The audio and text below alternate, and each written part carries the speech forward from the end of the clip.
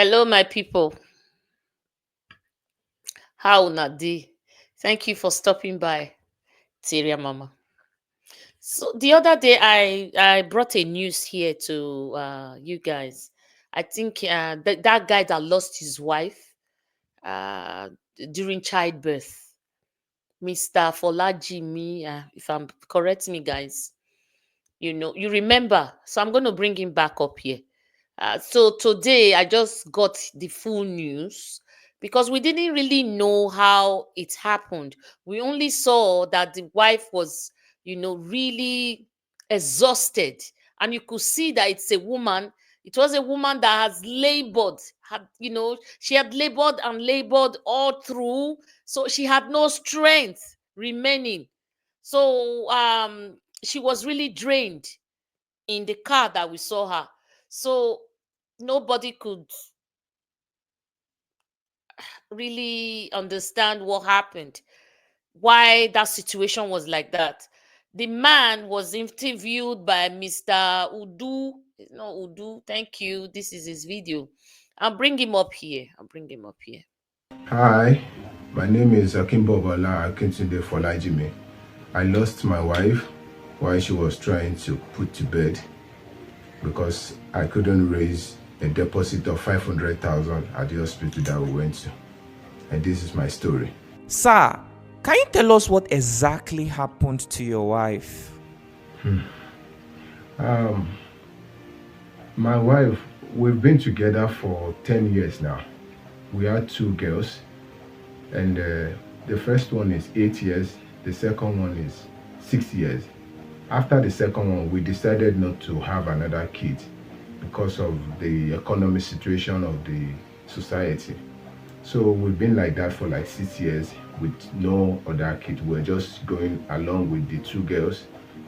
And suddenly, one day she told me some couple of months ago, she said she has taken in and she has pregnancy.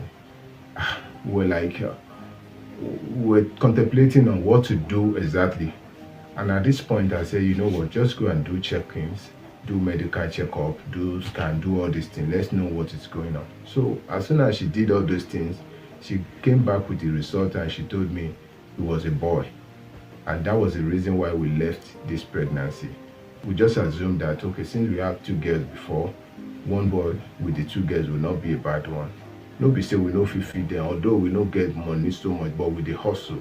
My wife na very hardworking woman. Myself, I know they sit down one place. I do a lot of things to take care of my family. So we were like, oh, one boy with the two girls is perfect. That was the reason why we left that pregnancy. And we prepared everything that is needed for her to have a good delivery. We have bought all the necessary things. Me, I'm not a medical person, but she will go to clinic and medical places to go and do checkup, to get medicine, to even do scan.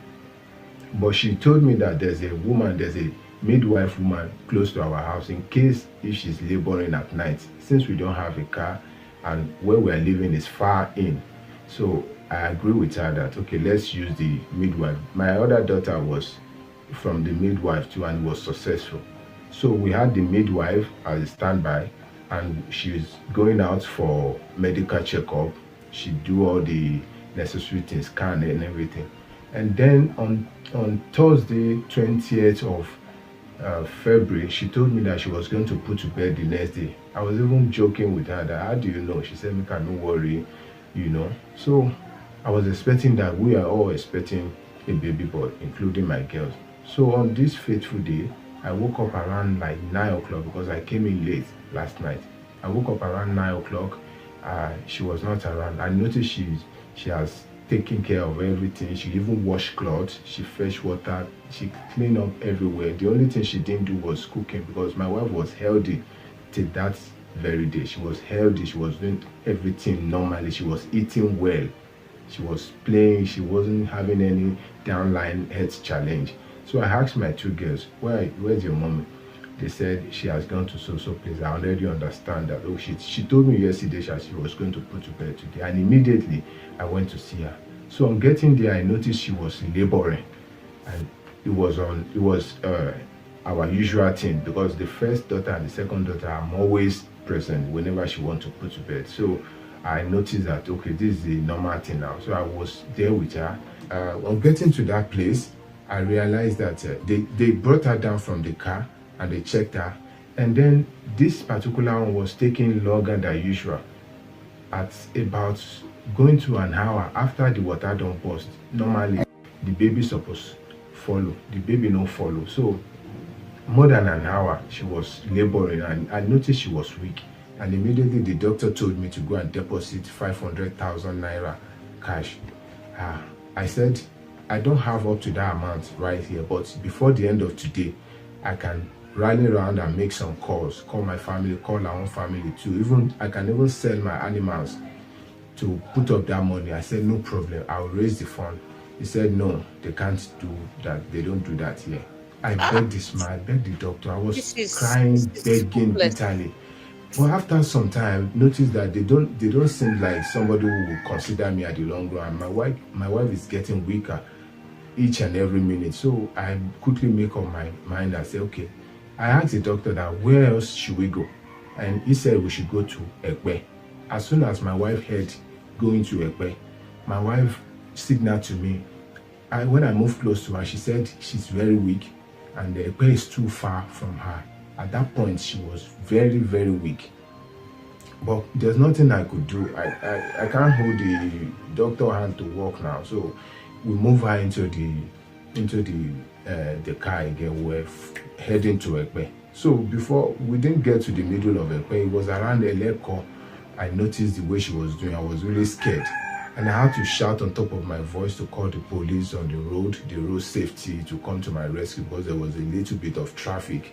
So they helped us to clear the traffic. They even carry one of their bike to carry. They took us to the nearby hospital around Eleko, because they felt we can't be going to Ekpe. Ekpe is too far from even Eleko, talk less of where we're coming from. So before we get to that place, my wife she started uh, closing her mouth together. She started behaving funny, and I I didn't know what to do. That was why I started doing video, that if people should help me with prayers and all of that. At this point, my doing video was about testimony, because I strongly believe that she will overcome that.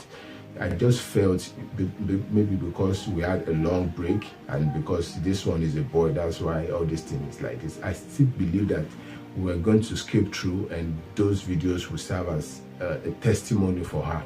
Unfortunately, before we get to the hospital that the police were taking us to, they confirmed her dead. But I didn't agree with them. Did you hear him? Before they could get to the hospital that they directed them to go, she died. This is a woman in labor. A woman in labor. If you listen to the whole story, he said even after her death now, they were refusing them in the mortuary when they got there. He laid with her through the night, just hoping for hope, thinking that something's going to happen and she'll wake up. But no, she's gone. And they now build them so much in the mortuary that they even paid more than the 500,000, which would have been paid for that lady to leave.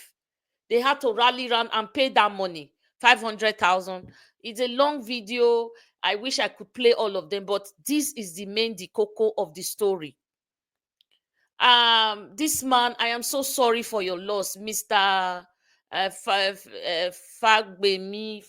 Fajimi. I am very, very sorry for your loss. This shouldn't have happened in a country where you call a country.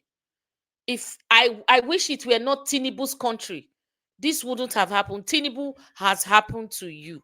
Nigeria has happened to you. All these people spoiling our country, all these people using our country as a rag. They spoil that country and they come here, dump their wives and children. Their wives and children, they are in a stable economy, stable place, and they go back home and destroy it. They don't receive medical care there. Oh. No, now here, all of them go come. They go come receive medical care. They go come use here, turn into medical tourism. They go to school here. Everything is stable here. But back home, they misuse, in fact, they put everything upside down. This man, I am sorry. So many people have come out to blame him. So many have come to also blame the government. So many have come out to lash out on that the private clinic that they went to, which was closest. Really, before you do anything, before you sign this, there's ethics, code of conduct, ethics. Before you sign this medical certificate where they give person, you go get them for heart, say it's life first before anything. Life number one. You saw that woman was in labor, actively laboring, and she was over drained. She was tired. What? Because labor is life and death. We pray to God all the time. When a woman goes into labor, she doesn't lose it because she's just in the middle. Either she dies or she survives. How does she survive when she gets medical help? I wish she got medical help quickly as possible. That woman was left to labor for too long. And again, when she got to the hospital, the doctors they refused to see her. They were just supposed to put in a drip for her. Drip immediately, give her some normal saline and take her to the emergency room, to your procedure room where you have your surgery, and get her all cleaned up for surgery. And it's a C-section, because I think that baby was breech. That's why the baby did not come out, because the water had broken. So the next thing was supposed to follow baby's head. But no, if baby is breech, there's no way. You labor from here to Kafanchan, you not go fit. So my dear lady, may your soul rest in peace. And the baby, you guys were not supposed to die, but Nigeria happened to you. Please, I just want to use this medium to just appeal to our private clinics. I know that the government has failed. The administration has failed. Clueless administration. Please do not use okpankpa of the administration on people. We are begging. We are begging in a dire situation like this. Please also have mercy. The guy said, I could raise that money, but please, this is the one I have. It's not as if he came with nothing. This is the one I have. Just hold it down, but give her the medical care. If she were giving that medical care, she wouldn't have died. She just needed a C-section. A C-section. Once they clean her up, they drape her and everything, there's fluid going in her body, either Ringer's lactate or maybe normal saline. She's fine. They bring out the baby quickly. All babies are not the same. Clearly, this baby was breech, but she was pushing. How can you push a breech baby? Like, how can you do that? She was in labor. So baby is in labor. Baby, when they are distressed, they lose their life quickly. If baby wants to come through the birth canal and cannot because it's breech, there's no way. Now only C-section I go fit carry and come out. So it they pain me as this thing happen. It they pain me well. In a hopeless situation like this in our country, this guy faced despair that day. I'm just imagining in my heart, going through what he is thinking, or what he was thinking that day and what he's still thinking right now. He said he cannot leave his children. He has to take care of them by himself. He has never really left them because they've been together. This is a very good dad, a good husband, and everything you could think of. Not be money, be everything. They were not hungry. So people who are blaming this guy, hey, why didn't you have 1 million? Why didn't you have this? This for that country, for Tinubu era, una they fit see they save 1 million for house. Is it possible when you have not eaten, you have savings? But at least he said he's a hardworking guy, that he could have raised that money, sell everything, sell his animals, sell anything.